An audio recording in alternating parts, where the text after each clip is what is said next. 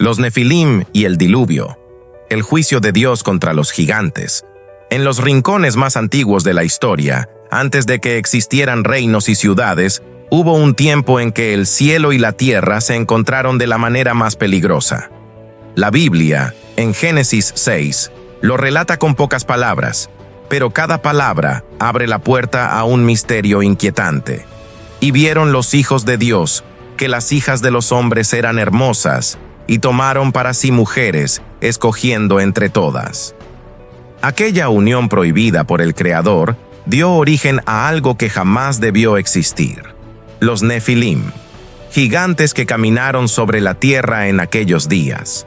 No eran simples hombres altos ni guerreros con suerte en la batalla, sino híbridos mitad celestiales y mitad humanos, nacidos con una fuerza imposible de igualar y con un apetito que no se limitaba a la comida. Buscaban poder, dominio y adoración, y para conseguirlo, no dudaban en someter pueblos enteros bajo su influencia. Las antiguas tradiciones cuentan que enseñaron a los hombres secretos que no debían conocer: el arte de la guerra, la forja de armas y prácticas ocultas que abrieron puertas espirituales que nunca más se cerraron del todo. Les mostraron cómo manipular la naturaleza, cómo invocar fuerzas oscuras y cómo controlar a los débiles a través del miedo. Mientras sus ciudades crecían, también lo hacía la violencia, y el mundo comenzó a llenarse de corrupción. El hambre de los Nefilim no se saciaba. Relatos antiguos como el libro de Enoc afirman que devoraban todo lo que encontraban: ganado, cosechas y finalmente a los propios hombres. La tierra se llenó de sangre y gritos, y los cielos se oscurecieron bajo la sombra de su dominio. Dios, viendo que la maldad del hombre se multiplicaba y que toda intención de su corazón era siempre inclinada al mal, decidió que aquello debía terminar. El juicio se acercaba, y cuando llegara, no habría criatura capaz de escapar. Pero antes de que el primer trueno del diluvio resonara, hubo señales, advertencias sutiles que pocos reconocieron y que marcaron el inicio del fin. Fueron días en los que los hombres aún podían arrepentirse, pero eligieron ignorar las advertencias. En lo alto del cielo, las estrellas parecían cambiar de posición. En la tierra, los animales comenzaron a comportarse de forma extraña. Era como si toda la creación supiera que algo inmenso estaba por llegar, algo que barrería todo rastro de corrupción: el dominio de los gigantes. Con el paso de los años, los Nefilim extendieron su influencia por toda la tierra.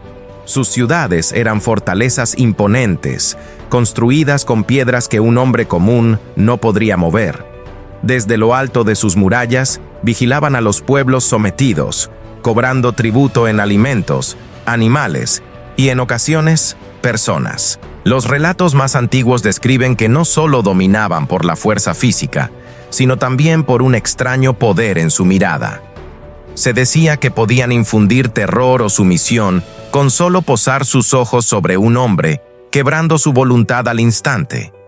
Así, su control no dependía únicamente de la espada, sino de un miedo que penetraba hasta el alma. En su arrogancia, comenzaron a proclamarse dioses. Erigieron templos para sí mismos y exigieron sacrificios humanos. Altares manchados de sangre se alzaban en las colinas, y el humo de las ofrendas se mezclaba con el olor de la guerra. El mundo, bajo su reinado, se convirtió en un lugar donde la vida humana no tenía valor. Los hombres que se resistían eran perseguidos sin descanso. Se cuenta que aldeas enteras desaparecían en una sola noche, arrasadas por gigantes que llegaban como una tormenta. A la mañana siguiente, no quedaban huellas de los habitantes, solo restos de hogares destruidos y huellas enormes marcadas en la tierra. La corrupción que los Nefilim sembraban no era solo física, sino espiritual. Introdujeron prácticas oscuras que alteraron la forma en que los hombres adoraban y veían al mundo. Algunos pueblos comenzaron a invocar a entidades extrañas, olvidando al Creador y siguiendo en cambio las enseñanzas de sus opresores. En medio de ese caos, surgieron hombres justos que intentaron advertir al mundo.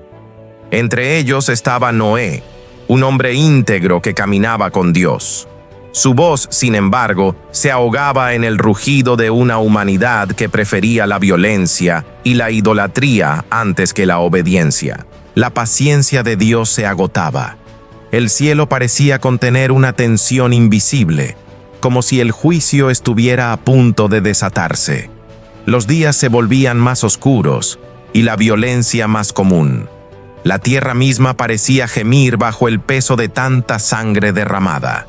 Pero antes de que las aguas cayeran del cielo, Dios entregaría una instrucción, un proyecto que parecía imposible, pero que sería la única esperanza para un mundo condenado. En medio de un mundo corrompido, Dios habló a Noé con palabras claras y terribles. Le reveló que el final de toda carne había llegado, pues la tierra estaba llena de violencia a causa de ellos. La sentencia era irrevocable. Un diluvio destruiría a todo ser viviente bajo el cielo. Pero junto con el anuncio del juicio, llegó una instrucción. Noé debía construir un arca, una embarcación gigantesca capaz de resistir las aguas que cubrirían la tierra. No sería un barco común, sino un refugio para preservar la vida. Dios le dio medidas exactas, materiales precisos y el diseño que debía seguir. El trabajo no sería rápido ni sencillo. La magnitud del proyecto requeriría décadas de esfuerzo, y durante ese tiempo, Noé se convertiría en objeto de burla. Los hombres lo llamarían loco, acusándolo de inventar historias para asustar. Nadie podía imaginar que el cielo, que siempre había sido fuente de luz y calor, se convertiría en un torrente de muerte. Mientras Noé cortaba madera y ensamblaba la estructura, su familia trabajaba a su lado. Sus hijos aprendieron a seguir cada instrucción al pie de la letra, conscientes de que aquella obra no era un capricho humano, sino un mandato divino. El sonido constante de martillos y sierras se convirtió en un eco extraño en un mundo que no entendía lo que estaba por llegar. En paralelo, la corrupción de los Nefilim seguía creciendo. Algunos comenzaron a notar la construcción y a acercarse al lugar, no para ayudar, sino para burlarse o intimidar. Sus voces graves y su presencia imponente eran una amenaza constante. Pero Noé no se detenía. Su fe era más fuerte que el miedo. Los días pasaban y la estructura del arca se elevaba sobre el terreno.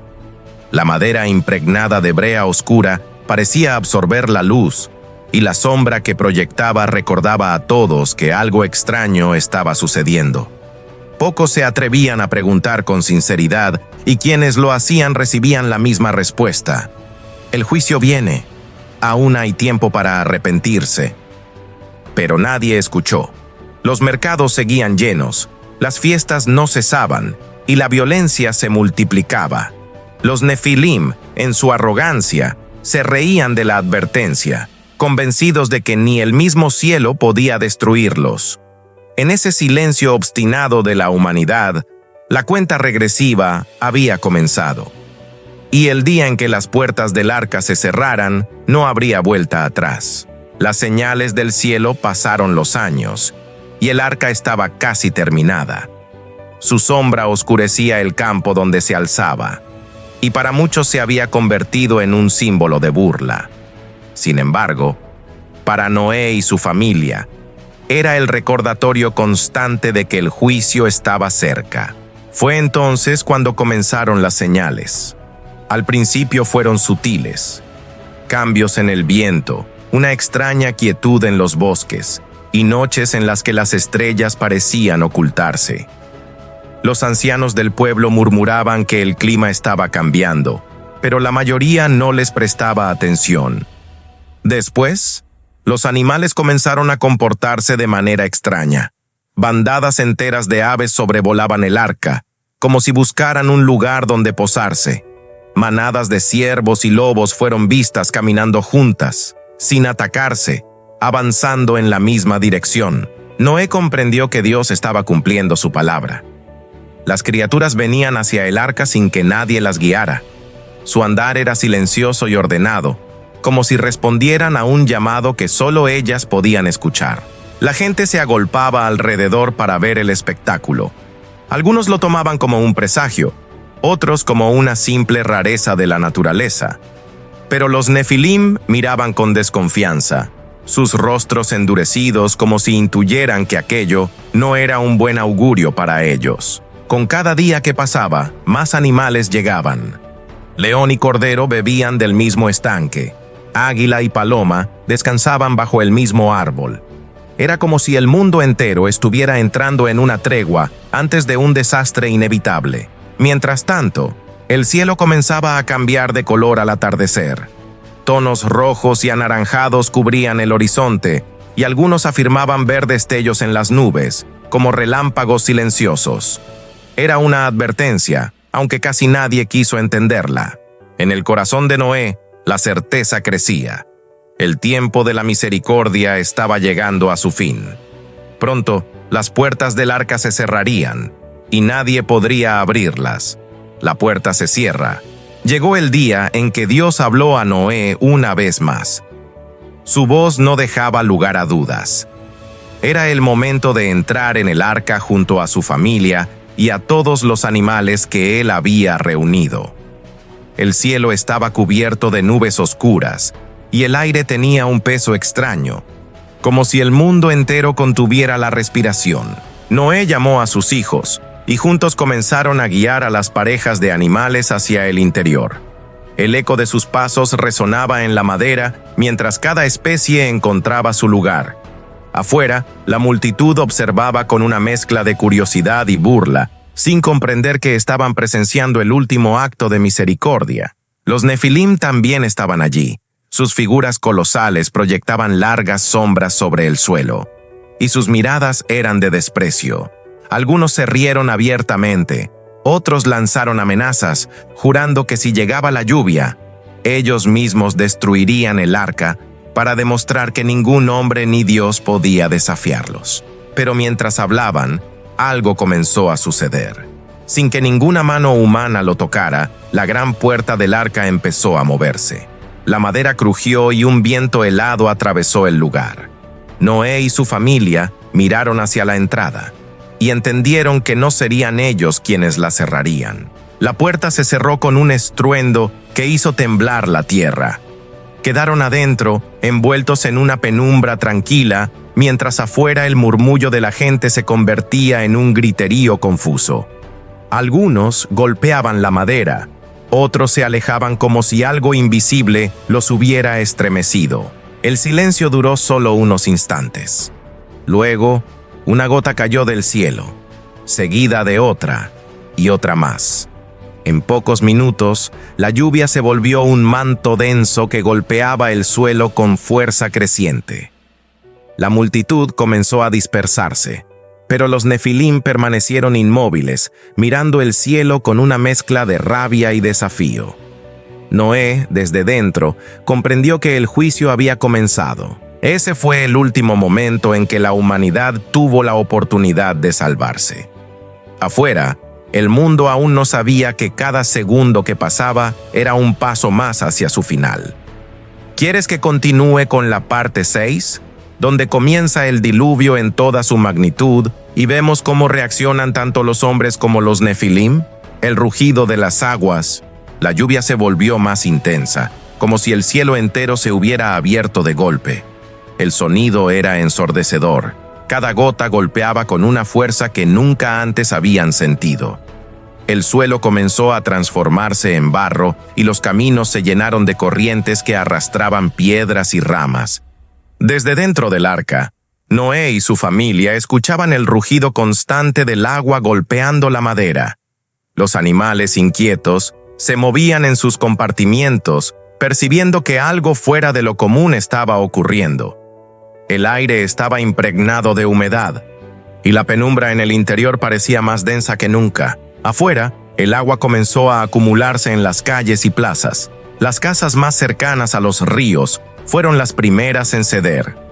Hombres y mujeres corrían intentando salvar sus pertenencias, sin darse cuenta de que el desastre apenas comenzaba. Los Nefilim, altivos, permanecían erguidos en medio de la tormenta. Sus cuerpos gigantescos parecían resistir el agua que caía sin cesar, y muchos se refugiaban en su fuerza, creyendo que podrían soportar lo que estaba por venir. Pero ni su tamaño ni su poder podían detener lo que Dios había decretado. En las colinas, familias enteras subían buscando un terreno más alto, pero el agua los seguía, ganando terreno con una rapidez que nunca antes se había visto. Los gritos se mezclaban con el estruendo del trueno y el crujir de árboles arrancados de raíz. El cielo no tenía luz, ni el sol ni la luna se dejaban ver. Solo relámpagos iluminaban por segundos el caos que reinaba en la tierra. Era como si la misma creación estuviera descargando toda su furia sobre lo que había sido corrompido. Dentro del arca, Noé cerró los ojos y oró en silencio. No podía ignorar los golpes y los gritos que llegaban desde el exterior. Golpes que poco a poco se fueron apagando, reemplazados por el incesante rugido de las aguas. En ese momento, comprendió que el juicio no era algo que se anunciara, ya estaba aquí y no habría vuelta atrás. La arrogancia se ahoga. El agua subía con una rapidez imposible de medir. Los campos, caminos y aldeas desaparecían bajo un manto gris que se extendía hasta el horizonte.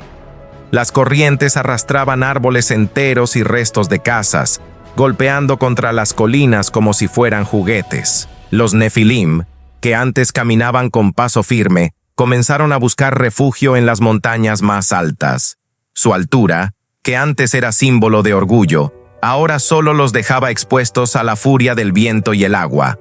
Algunos intentaban nadar, pero las corrientes eran más fuertes que cualquier músculo. En las laderas, familias desesperadas se aferraban a las rocas, intentando salvar a sus hijos de las olas que golpeaban sin cesar. Los gritos pedían ayuda al cielo, pero las nubes respondían con más truenos y lluvia. Era como si el mundo entero estuviera llorando y gritando a la vez. Desde lo alto de una montaña, un grupo de Nefilim observaba la destrucción. Sus rostros ya no mostraban soberbia, sino algo que nunca antes habían sentido: miedo. Algunos se lanzaron a las aguas intentando alcanzar el arca, pero la distancia y la fuerza de la corriente los hicieron desaparecer en cuestión de minutos. Entonces, dentro del arca, Noé veía cómo el nivel del agua seguía subiendo. La estructura crujía bajo el embate de las olas, pero se mantenía firme, sostenida por la promesa de Dios. El sonido exterior era una mezcla de rugido y lamentos apagados, cada vez más lejanos. Los animales permanecían inquietos, pero tranquilos bajo el cuidado de la familia de Noé. Afuera, en cambio, las bestias salvajes luchaban por un último respiro antes de ser arrastradas hacia el fondo. El diluvio no distinguía entre grande o pequeño, fuerte o débil. El cielo y el mar parecían haberse unido en un solo elemento. No había línea en el horizonte, solo un vacío interminable que cubría todo lo que alguna vez había sido tierra firme. Y en ese mar sin orillas, el arca se elevaba lentamente, alejándose de lo que quedaba del antiguo mundo. El mundo bajo las aguas. El agua había borrado todo rastro de la tierra. No quedaban colinas visibles, ni árboles en pie, ni senderos que recordaran el mundo anterior. Todo estaba sumergido bajo un océano sin fin, oscuro y silencioso. Dentro del arca, la luz que se filtraba por las rendijas era gris y tenue. El sonido de la lluvia ya no era un golpe constante, sino un murmullo lejano. Lo que antes era una tormenta furiosa, se había convertido en un vasto cementerio líquido que se extendía más allá de la vista.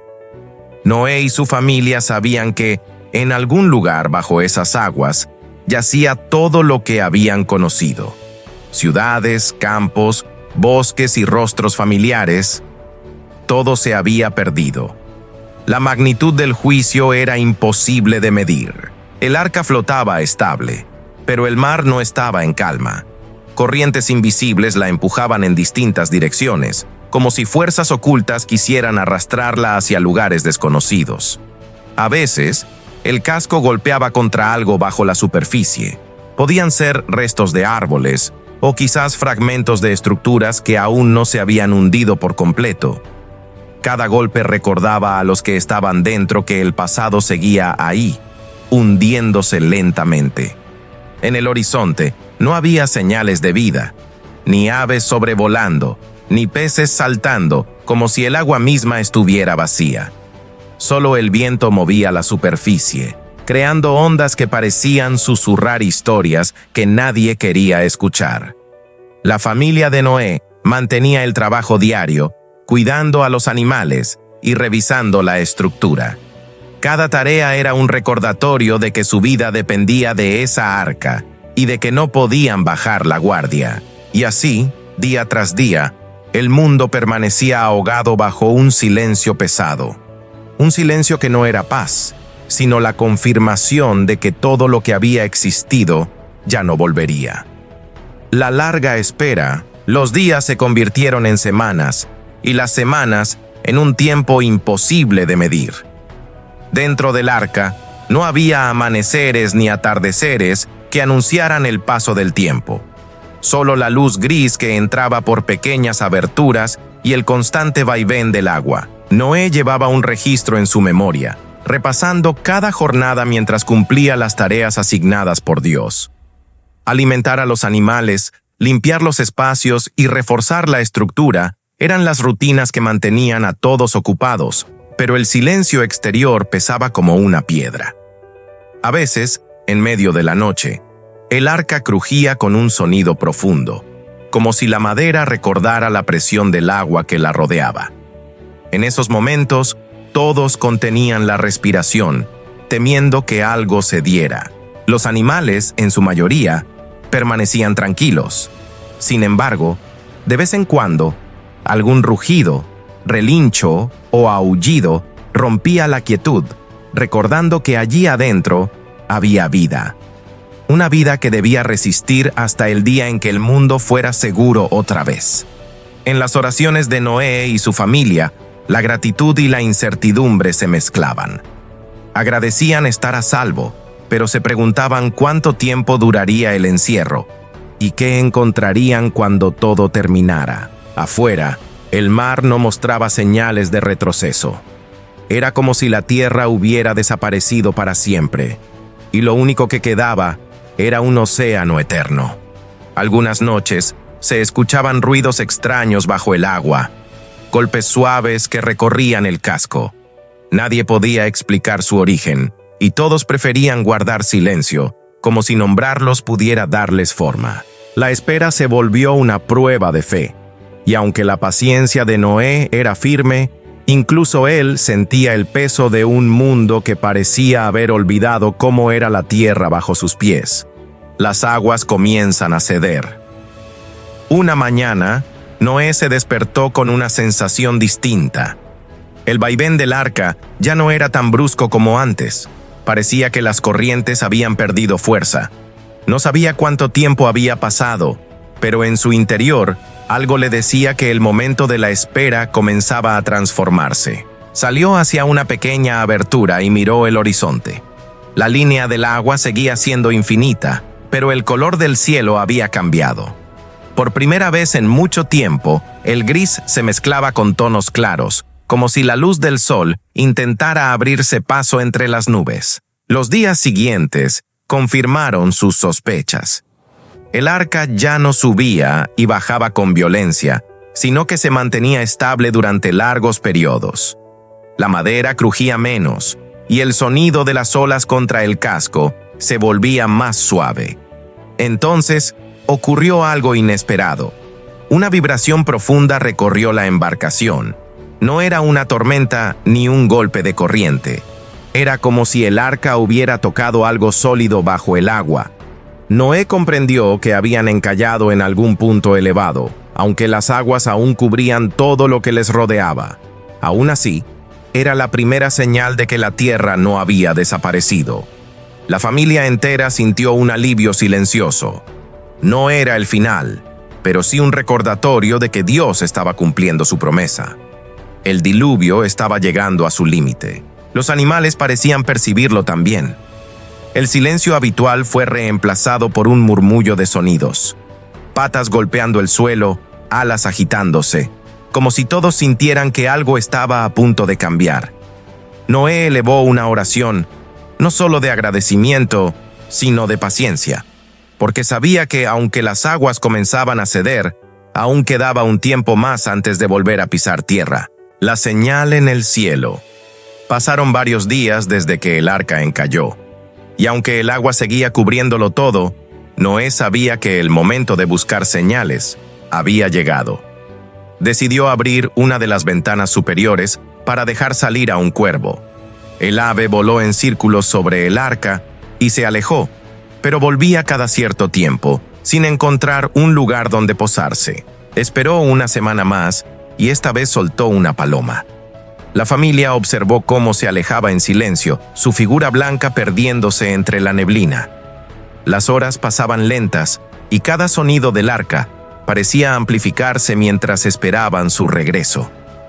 Cuando la paloma volvió, sus patas y su pico estaban vacíos. No había encontrado tierra firme. Noé comprendió que aún era pronto, pero no perdió la fe. Sabía que Dios marcaría el momento exacto para salir. 7 días después, volvió a intentarlo. La paloma se elevó sobre las aguas y desapareció tras las nubes bajas. Esta vez, la espera fue distinta. Algo en el ambiente del arca parecía más ligero, como si incluso los animales percibieran que la respuesta estaba cerca. Cuando por fin regresó, traía en su pico una pequeña rama de olivo. Noé la tomó con manos temblorosas y la sostuvo en silencio. No necesitaba más pruebas. La tierra estaba emergiendo de nuevo. Dentro del arca, el murmullo de voces y sonidos creció.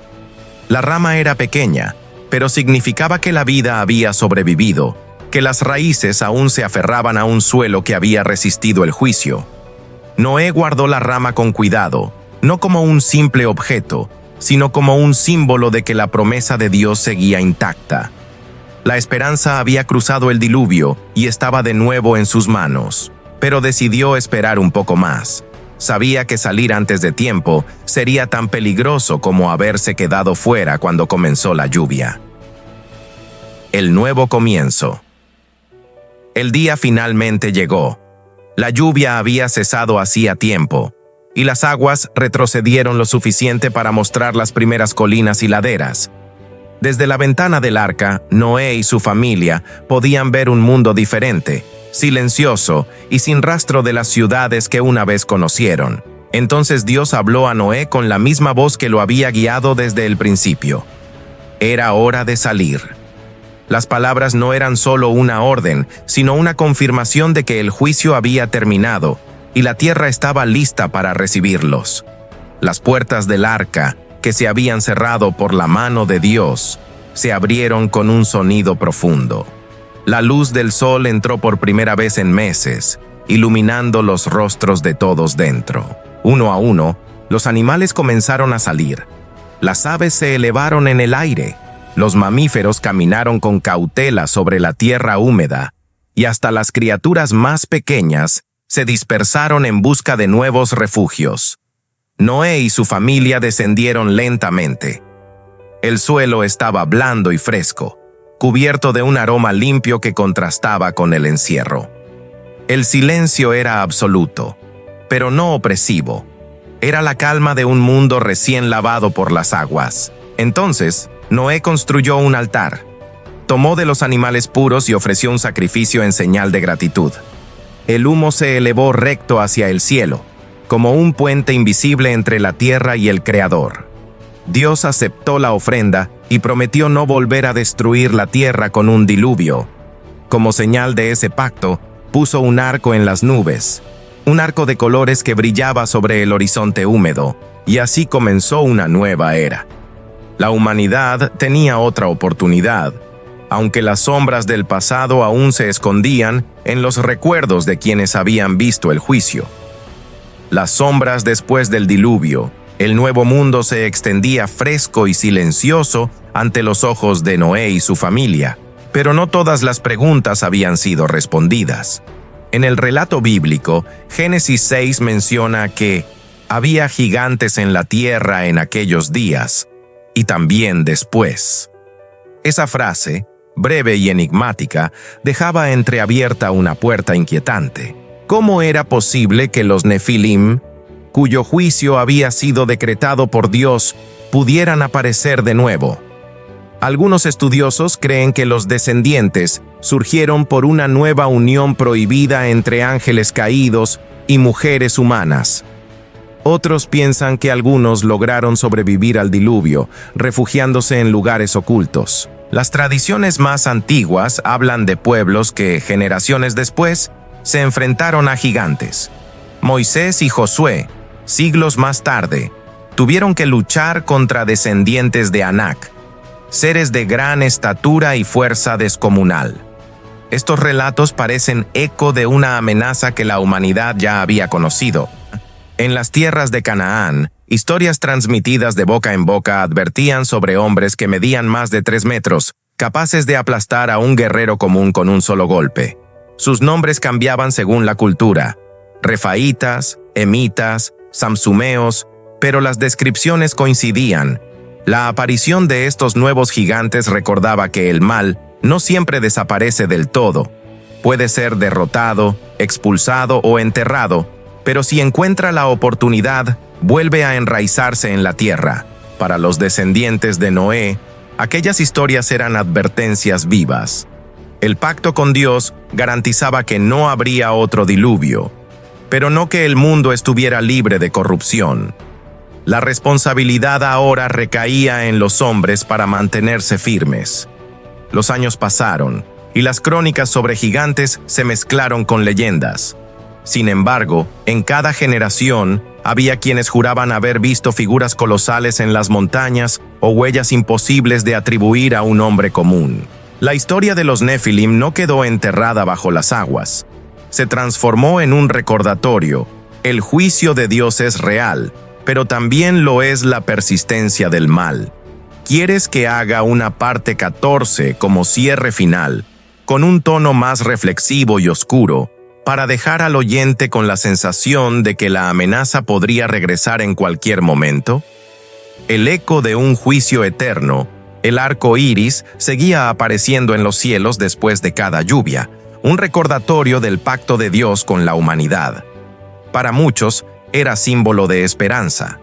Para otros, una advertencia de que aquel juicio no había sido un mito, sino un evento real, que había cambiado la historia para siempre. Pero la memoria humana es frágil.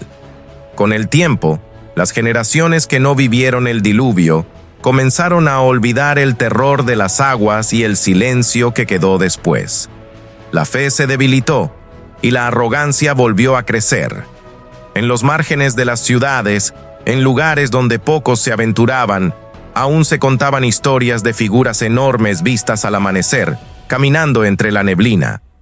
Nadie sabía si eran recuerdos encarnados o simples fantasmas de un pasado que se negaba a morir. Algunos ancianos aseguraban que, en cuevas y montañas, todavía existían restos de los antiguos gigantes, huesos enormes ocultos bajo piedras y tierra, como si la misma creación quisiera esconderlos hasta que llegara el momento de revelarlos otra vez. La Escritura advertía que, así como en los días de Noé, volverían tiempos de corrupción y violencia antes del final. Y en esas palabras, muchos veían la posibilidad de que los Nefilim, o sus herederos, regresaran, no ya como conquistadores de ciudades, sino como heraldos de un juicio aún mayor. Los que conocían la historia sabían que el diluvio fue más que un castigo.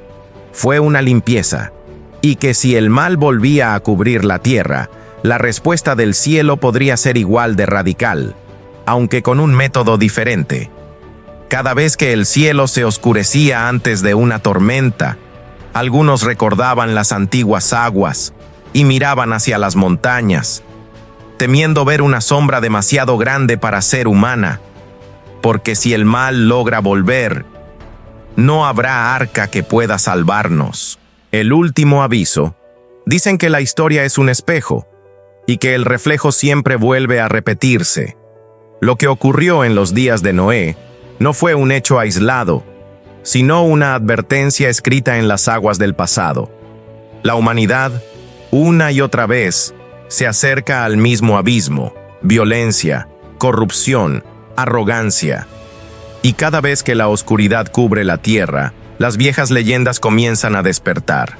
No es casualidad que en regiones remotas se sigan encontrando huellas imposibles, huesos que desafían toda explicación, o relatos de seres enormes vistos en las sombras. El eco de los Nefilim no se ha apagado del todo. Algunos creen que, si regresan, no vendrán con lanzas ni espadas, sino con un poder disfrazado de luz, engañando a las naciones igual que en los días antes del diluvio. Otros aseguran que ya están aquí, ocultos entre nosotros, esperando el momento de revelarse, cuando la humanidad esté lo suficientemente distraída como para no resistir. El arco iris aún aparece después de la tormenta, pero no todos recuerdan lo que significa. La promesa fue que no habría otro diluvio, no que el juicio no volvería, y cuando ese juicio llegue, no habrá tiempo de construir un arca. El único refugio estará en aquel que cerró la puerta del primero. Hasta entonces, el mundo seguirá viviendo entre dos silencios: el del pasado que fue ahogado y el del futuro que todavía no ha gritado.